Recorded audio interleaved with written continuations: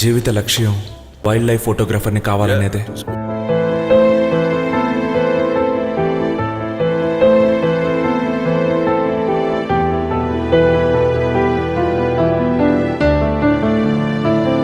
ఇది చెత్త కుప్ప. వెళ్ళరా, ముందు ఆ కెమెరాని అవతల పారేసి ఏదైనా బతుకు తెరువు చూసుకో.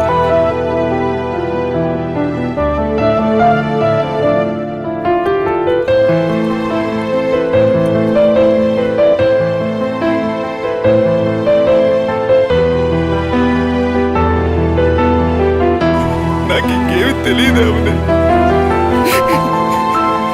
ఇదొక్కటే.